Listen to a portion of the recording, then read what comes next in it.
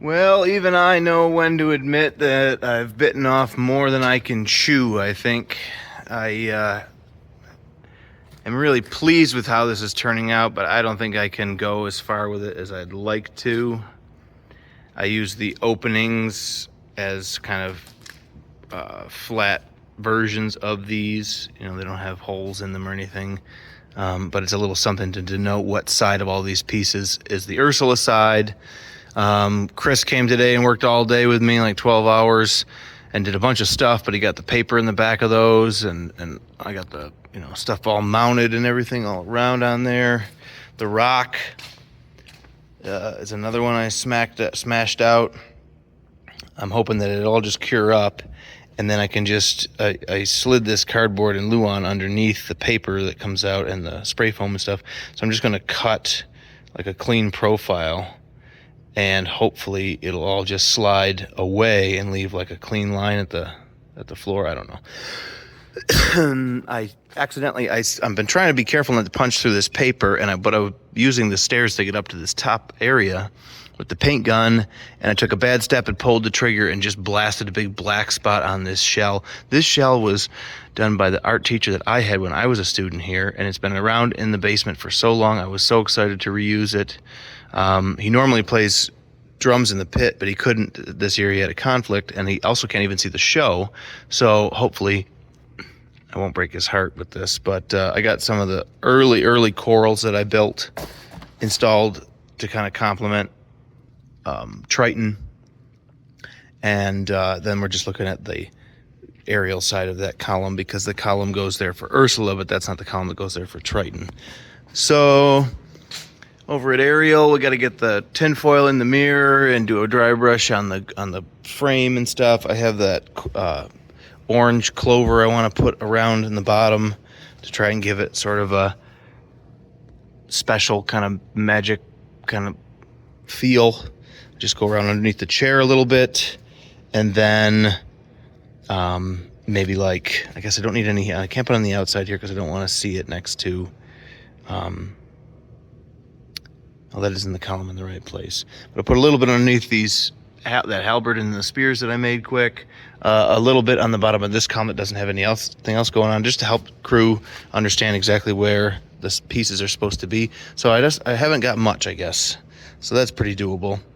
To slap that on there. And the ship, we picked green for the outside of it, so I got that on these hull pieces. I got the brown we picked on the inside. That way that I did that's going to have to stay. It's worked right along, and I'm going to set a little bit of something on top of it to disguise it. But so I got the brown on the inside. There's been overspray and stuff. The kids can touch that up. We set these grasses into pieces of sonotube with a plywood base, just to kind of contain and consolidate the foam that we filled in around them. I think if I tried to do this in place and then cut them off like I did this project, I would put a collar like that around them right when they're in the ground, and then pour in a more of a liquid foam and try to let it rise up and out. And then it would make a nice clean way to cut too, because you're just going to cut that tube off. But it worked out okay.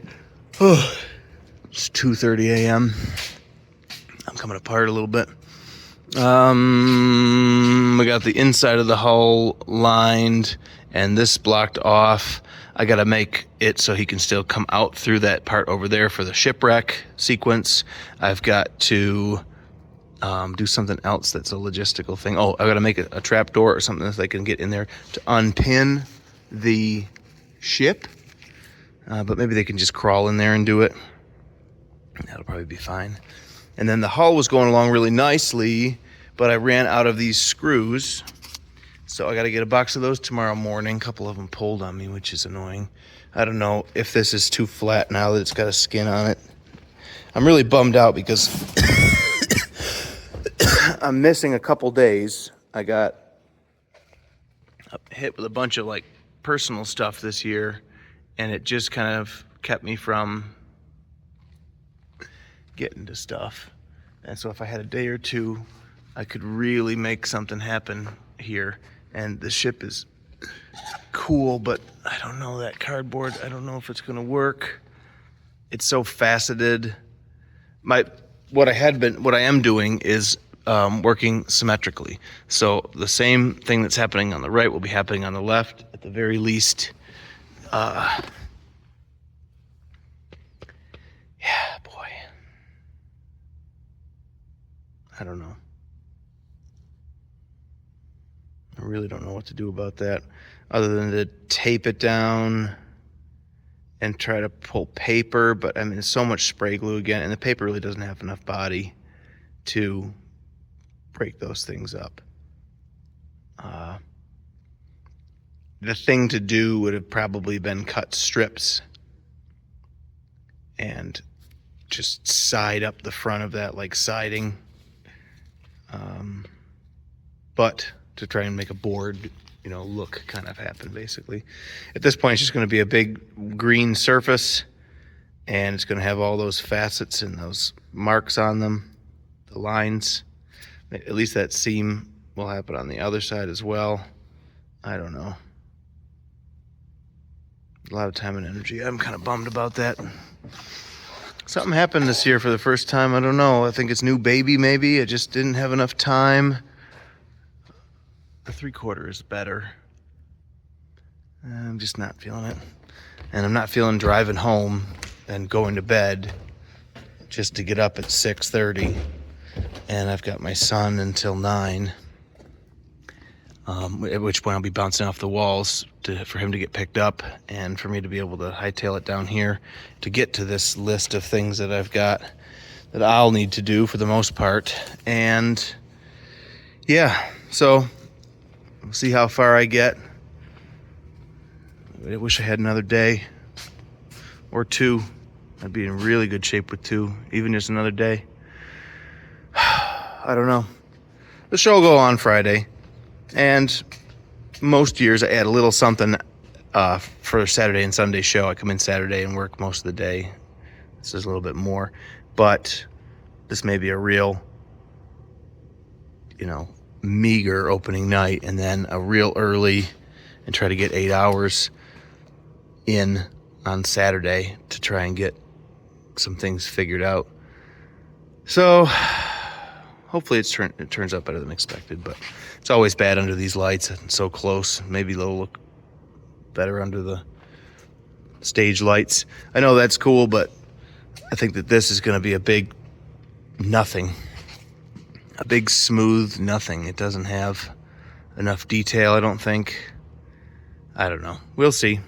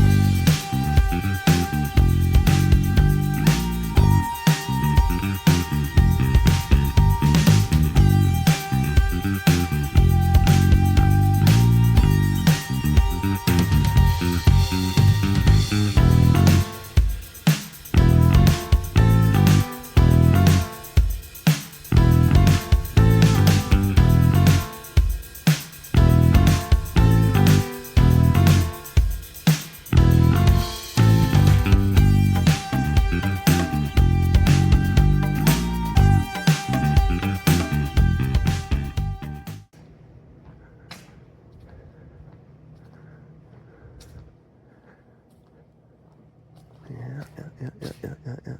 Not bad. Chris came in for a full day of help, and he brought the rope. It's the only person that hit me back about having access to some rope, old rope. We had some years ago for Mama Mia, but we borrowed it from someone that's out of town right now. So, and this was outside at Chris's house, actually. It's got moss growing on it and stuff, but these tattered edges and stuff is just enough, I think. And then I threw those corbels that I built for Theory of Relativity on here. I had these cast iron webs from someone's front porch. I ordered them online because I'm going to use them upside down on the pole out front to hang a sign. I have a few signs, the eggs and my excavation sign. And I just, at our place, I think we need something nice like that. So I'm going to use them as an angle bracket. But they were kicking around. And what I'm saying is I wanted just a little bit of detail. We have such large panels without any detail because just can't do that. You know what I mean? It's it would have been too much to try and knock anything more out for this. So there could have been casing on this that followed that shape. And I'm thinking now, I don't know if I should have left those uprights exposed on this side. I had it in my head that it would look like framing and it would look like not right for the ship. And now I'm scared to rip the cardboard off and spray that brown because I could do that, but I don't know. Just what I would like, if I did that, I would want the back of it to look like boards too, the way that I did the upstairs in Matilda's house last year. You know, and that's the type of thing, all the scenic illustration that could happen on this would be, you know, would be really nice. But I don't have the ability to knock that out. This still has wainscot on it, and this was removed. So at any rate, I'm pretty happy with this. I got to put some gold, I think, on the wheel. The bowsprit, I think, should be a tapered cone, a long tapered cone. I don't mind that it gets that small and it's that short, because the whole idea of this thing is it's kind of a forced perspective in real life. But, you know, there's that kind of coming. I want to put that lion's head on the bow. And I don't mind that I just quit on the boards, but, and they're symmetrical enough. You don't really notice. Even me, I normally have, I mean, I can see that over there there's more showing there, but I think that it doesn't hurt anything here, especially because I started the same marks up the bow on either side of the keel, and those are all at the right elevation. The way that they play out around a corner, you can't really appreciate. So, and we got some clover and stuff on Ariel's grotto, which kind of helped it. The door in the palace has got, you know, some details that I wasn't quite in charge of, right? So they were taken care of by others. And then at the last minute, I ran around and used some gold to dry brush just to get some of the texture to pop. So it's just, you know, pretty muted. And the coral on Triton is that stuff that I used early on. But again, the gold dry brush. And it's interesting because all the costumes and lighting are so colorful that it ended up kind of like an accidental art direction, an accidental choice, because it's a nice contrast, I think. And although it's pretty busy and there's a lot of detail, it's not overwhelming when there's characters and stuff in front of it, which I'm really pleased with. So I don't think that I'm going to go to too much more trouble on the other two sides of the turntable. I think they work well. But this one, I want to try and get those bottles to backlight through these openings. I think she needs unfortunate souls instead of just unfortunate holes. And somebody's water bottle's on the rock for some reason. This also just got gold on black, which I might like a little bit of gray or silver even. I don't know, I'm kind of liking this art choice. And the green is definitely green, but it's in the way that sepia is very simple. It's a nice backdrop, and it's in keeping with the more organic stuff, I think. And it, you know, we might have done yellow or blue or red, but something with the green. Everybody asked about why is it green, but I don't know. I just feel like it just seems right. So that's what we did. Anyway, I'm going to try and I got to prototype the opening. I got to make a few hole saw holes in a sheet of Luan and see where it stops the bamboo bottle, at least, so I have a sense of how many of those sized openings that'll stop the bottle at the right time without it being too deep and lost in there. And then before I drill anything in here as well. Maybe I might do one like in the center or one of the upper ones, so I can just paper it out if it doesn't work, and I'll save the effort. But I'll do one at that size and put the bamboo in there. And I was thinking on the way here, spraying down into the bottle, and the lights are off back here, it'll be fluorescent kind of splash in there that from the outside lit it would look cool, but from underneath you want to remember that most paint's opaque, so I think it'll cut the light. So if I'm putting a hole through these into the interior where there's a backlight, and I'm looking for the bottle to bring that light out to our eyes out here, I actually have to probably keep the bottom clear. And so instead I started thinking about spraying around the outside, which still won't, because you're asking the light to come through and then through the color sprayed on the front of the bottle, and I don't think that'll work. So I think I'm going to end up needing to put a splash on the back, on the outside, so that when I put them in the opening, the light's coming through, it's hitting the fluorescent paint on the back and bouncing that out. So I'm going to do some testing to make sure that's what we got to do here before I go hog wild. So let's see what happens.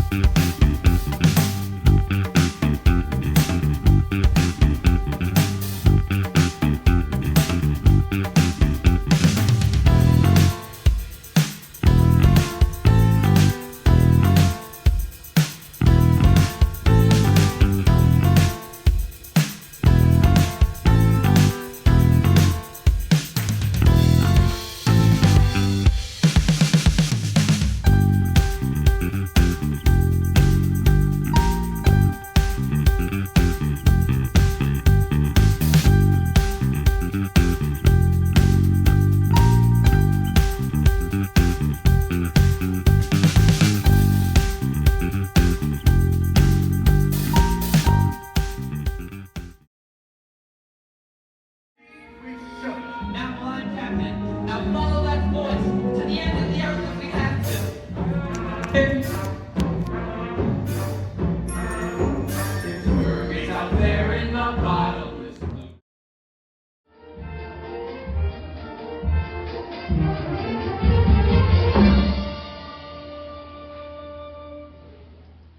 Benevolent merfolk, creatures of the deep. Today marks a special anniversary. For many years ago on this fateful day, I inherited my father's kingdom and banished the sea witch Ursula.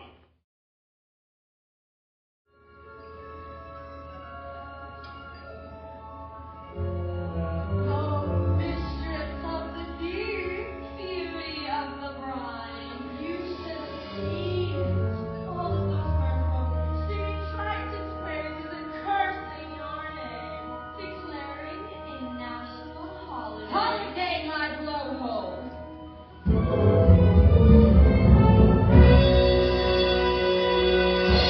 It's the day my brother Triton got greedy, that's all.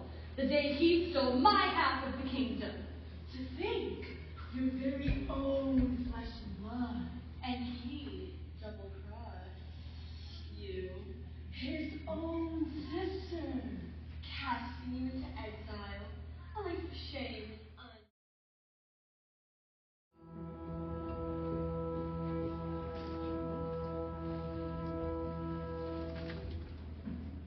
Ariel, he doesn't understand me. He doesn't even try. I've never felt at home here. Home is with your family, isn't it? What if home wasn't a place you were born, but a place you had to discover for yourself? I'd miss you if you're gone. You would? Not in a dopey way. Not in a, I'm the best friend she'll ever have, and she's only cool because of me kind of way. Not like that at all. I'm gonna go. Father, you are super cool. Daddy's never even met a human, and he still thinks the worst of them. I just don't see how a world that makes such wonderful things can be so bad.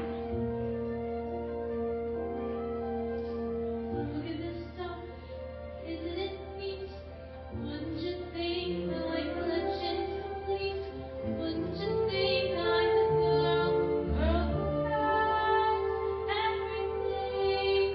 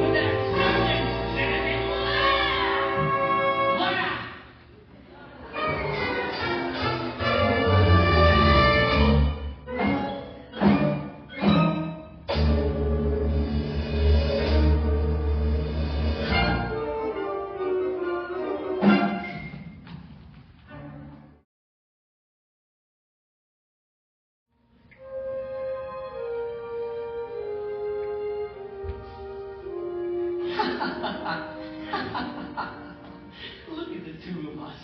Couple of misfits, you and me. You're a quiet girl in a noisy world. I'm a prince who'd rather be a sailor. We're...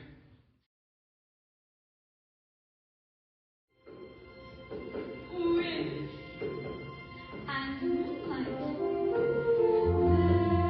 City high, sitting there across the way.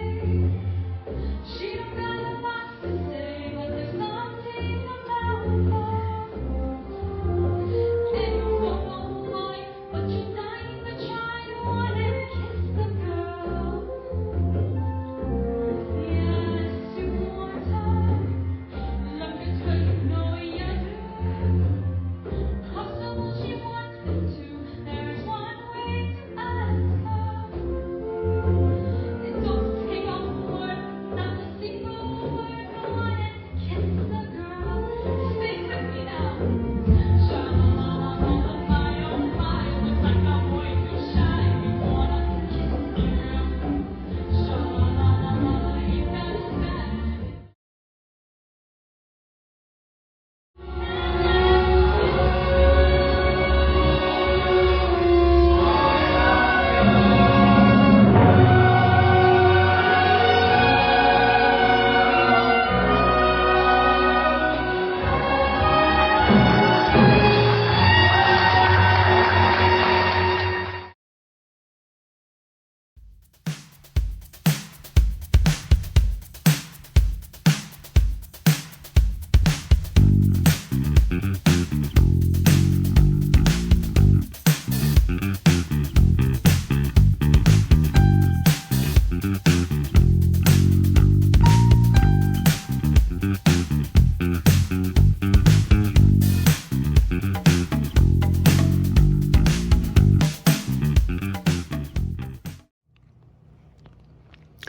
Well, here we are on Fathoms Below, and I'm pretty satisfied with how this came out. We actually opened with a ram board surface on the back of those studs, basically, thinking it would look like like the back of a set if we were to see them. I'd had Chris cover them up, and then I don't know, Saturday before the second show, I had this epiphany that, like, no, it's gonna add the detail that this side was missing. Unfortunately, I wasn't able to complete any kind of scenic construction or illustration on much or any of this stuff here. Should have had like fitted like casing looking on it a little bit. And I did get some gold highlights and stuff. I threw the corbels from previous show up here on either side of this. And I forget where I used the other two. Oh, on either side of the bowsprit, actually. So we go up here. These are those cast iron things. They turned out as a nice little detail to have. And to either side of the bowsprit on the actual keel, they fit kind of nicely and helped with the sculpt detail that was in the lion. And then everything else, if it was way simple, didn't have any more details, I think it would have been a weird kind of a thing. So I think it helped pull this whole area in and together. And I did a tapered a tube and just slid it over what I had here already to give it, I think, a far better silhouette. And our little mechanism to pull it up to get out of the legs works nicely. You just give this thing a pull and it just goes right up, and then Cass can put it down. Or at the end where they sail away together, we use the boat front again behind everybody at the end of the show. And so actually crew just hides out back here and tips that down. A little bit of gold highlight on the wheel spokes, I think, broke that up nice because it was looking pretty flat before. And so overall, for reusing a bunch of stuff, 3 different shows, Addams Family, Shrek, and Matilda, for those pieces, it afforded me, the ability to make so much more of a time investment in the ship and making it look like it crashes.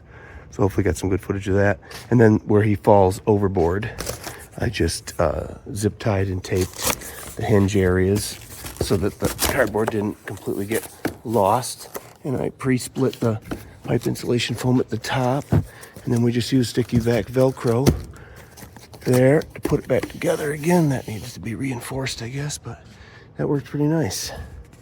And I'm really glad I got the second course of board. Now I turned the edges up. For here, this is all lapped downward like siding would be. But I deliberately on this elevation I started at the top and started laying them this way, hoping that the highlight top edge would catch a highlight and create and play up the even differentiation between from their area up and this area down, and help the look of the front of the boat. I'm not sure it was fully successful. In retrospect, I might have gone and just layered those over one another the same way from the top all the way down. But, these are the things that I couldn't be sure of. But I will say that body line, if it had come across, I'll have to look at this in photographs. Or maybe no, we needed to illustrate maybe a different color above and below. That'd been a cool use of this tone. Either add white and do a highlight area by painting an area with a lighter version of it, thereby forcing a visual body line. I could have come from here and just swept right down through this area, and then right along here and right out to this tip, and then again above it could have been a lighter version of this color, and below it the color itself, or vice versa, just add black and painted the bottom half a little bit darker version of it. But I think it would have helped change this like 2 nipple point thing into more of a visual kind of boat hull shape by just color choices. So as usual, there's things that could have been taken farther that we weren't able to do, but I've got all the drawings and stuff for these pieces, and it would work out pretty fundamentally the same way, and somebody else could improve upon it. But that's the ship set piece, and crew hopped into it before the stairs are added, which worked out nicely. And so yeah, and it looks pretty good for the scene itself. We'll check that out. Well, moving around to the bow outside the ship.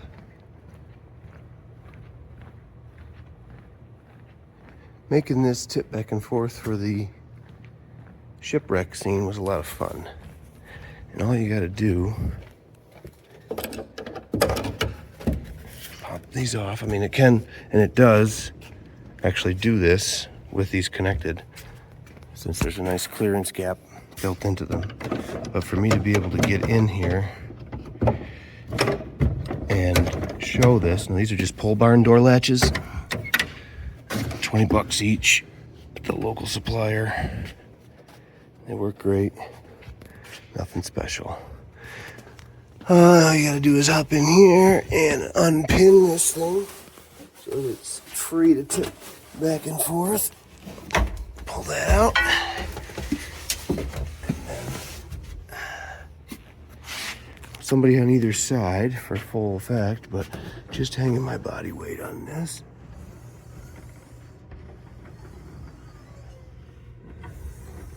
Nice, smooth, controlled, quiet, and not jostly. Everything's ironed out really in the movement where it doesn't jitter. So it really helps the idea that this is a ship tipping, because it just, a lot of inertia in that. Let me step out onto it. And so you can't get any really sudden movements. Pretty sudden, but everything kind of is predictably smooth and soft. And this is a sheer enough angle that you believe that he loses it and goes right out through the side at that time. So it's a difference of, I think, over 2 feet, from 4 feet from the deck to the floor to 66. So 48 to 66, not quite, but anyway, pretty darn good amount. And it could have been more, but I went with whatever I could get out of those gas cylinders, the shocks, the gas springs that are helping us move smoothly. And that's what we ended up with. It worked just fine. So there was some engineering done beforehand, and then there was what could be had for a reasonable price. Those were about $185 each, and then the rod ends and bracketry and stuff. Brought them around to about probably $200 each roughly. So $400 worth of those. And I mean, we had those in the cardboard. So, and we had that tube. And we had the plywood that the wheel's made of. So it's really just the 6x6 vertical for the wheel. And 2 full sheets of 1/2-inch plywood for the keel. A roll ram board for the outer hull. The inner substrate to the hull was mostly two giant big screen TV boxes and some other big boxes. So those were free. And then we got the 6x6 and 4x4 construction of the base, and the 2x12 and 5/8 ply, and 2x6 construction of the deck itself. You know, so for us, we probably spent $1,000 in material, and for someone else, you might have to spend $1,500 for that. And you know, with this stuff out here, like I said, we had it already, but probably could do that for another $1,000. The wheels, really, we got some more wheels specifically because of this set piece. So they're $50 each, but they roll nice and smooth. And again, there's 40 in a pair of latches, so reasonable costs given the production value. And we'll just, you know, continue to build. I'll take those curved structural components back down. I didn't cut them shorter progressively to achieve this lowering. I pushed them through the floor surface progressively, so they're 100% intact for the next, you know, application, hopefully. And the mast will come down and be used in the next application. And you know, you never know. That 6x6 truck, I'm loath to fully pull it apart because I feel like in the next year or two there'll be another way in which we could make use of it. I'd like to try and fly people by a counterweight arm on a rolling kind of base. And I think something like that, stripped down, it would still be quite heavy and stable for what it is. And it would make an ideal pivot for something like that. So I think we might just pull the uprights and the cardboard and the deck apart and down into its fundamental pieces. But I'm going to float the idea of leaving the base intact and wheeling it out and around with these lower stairs that stay together for some other kind of heavy-duty pivoting operation that we do in the future now as a result of having that. So there you have that.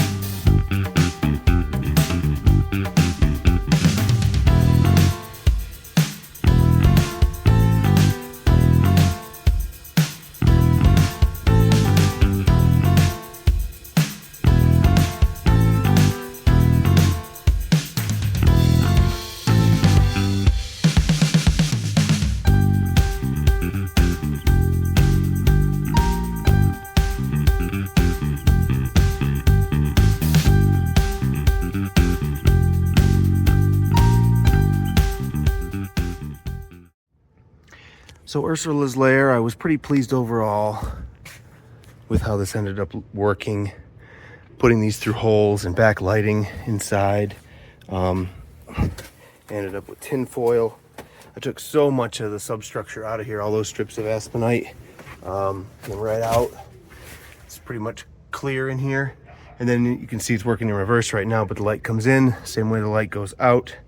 And no other light really came out of here. That got torn open in that paper, but just a really cool way to use those battery powered but remote controllable lights that we just got into this year, I think. So these are things that come up and go back off again with blackouts and other stuff done at the board, which is perfect. So this didn't have to roll out glowing. They could come up with lights and go back off with lights, which was really nice. And it's only, we'll only develop more ways to use them from there. But between the foam and the tin foil, there's no light leaking out of the whole piece. And I'm actually going to see if I can. I'm going to take the bottles out, but I'm going to see if I can't separate this facade all the way around and just check its structural integrity, because if it has a fair amount, it could be cool to keep it around, even if I kept it around in like 3 pieces. And it could just be foamed back together. I'll probably take the anemones off the top. We'll just see how this shakes out. But I didn't go anywhere near as far with it as I thought I would go, but I think it was well worth doing that way. And the mirror Ariel's grotto really popped nicely. The underlights against the texture. Again, good investment with those battery controlled lights. And over here at Triton, another one that we had those cascading stairs, some paper, these early corals and stuff that I built. Really ended up coming together nicely for that, and allowing me to spend the time that I spent with Ursula and the ship. The rowboat took a couple of days to kind of work through it. These are something I chipped away. I probably had a full day in getting those from one end to the other, the grasses, but I think those are another thing that should just stay around. You never know. They make a big impression when you have the headroom, and so many different things you could give atmosphere to a scene quickly with those, either building them in or just using them alone. So I think putting them somewhere, they're lightweight and they're long, but they could store just fine on their side. So see if we can't store them downstairs. But now the fun begins. Time to tear down what we are actually going to disassemble.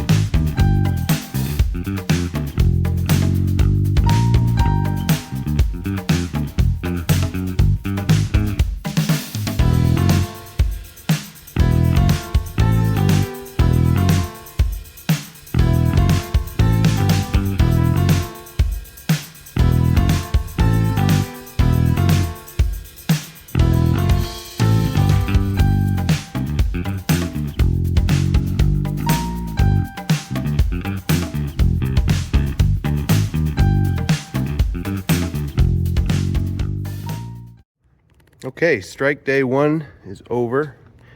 The front of Ursula's lair, I don't know if we could get some other production value out of it before we just go throwing it away, and the stairs will get rolled out and back inside the basement. The turntable base can do the same. It fell over and got stove in because it tipped over this way, which is what you get from kid helpers. The cover for the fog machine and the negatives out of those openings, they've got that cool texture on there and some random balloons and stuff worth keeping around. The lion's head, like I said, I could glue that back on, or we could use it again. The corbels we've used a few times. The little rowboat will stay together. The door, I took the transom off, so that'll go down to the basement. The trees are up in their little home on the piano box.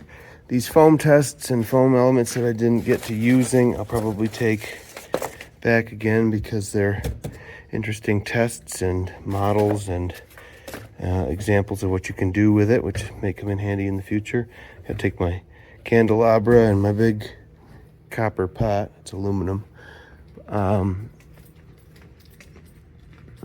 Back home again. And I'm going to keep the anemones too. Some rope I got and the spittoon. Different things that came over from the shop. I got this nice overhead projector for us to use in the coming years, but I bought it, so I'll take it back to my shop. Here's all of the foam.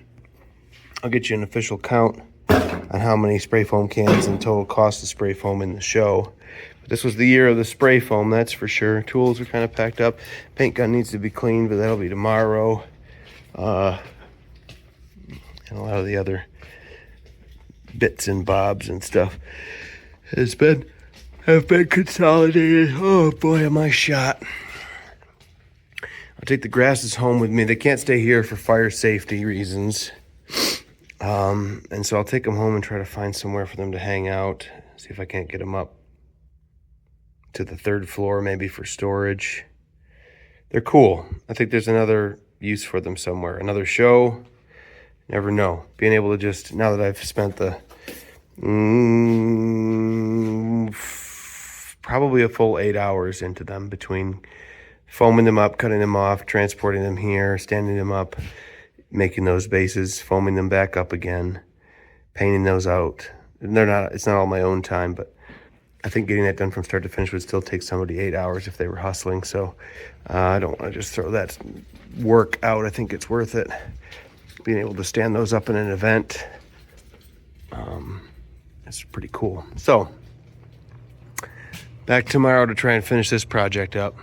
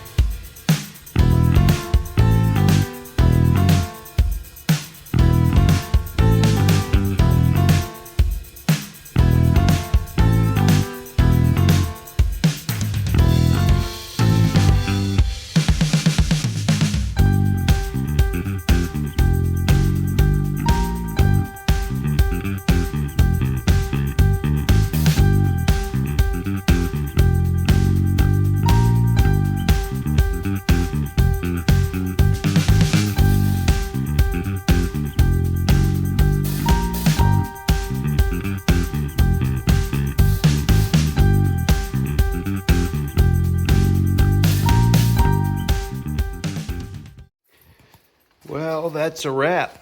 Throw some things away, pack some stuff up. There's our mast, and our tub, and our lions, neither of which have a head anymore, but that's easy enough to fix, to be perfectly honest, believe it or not. Packed up some of our pieces back where they came,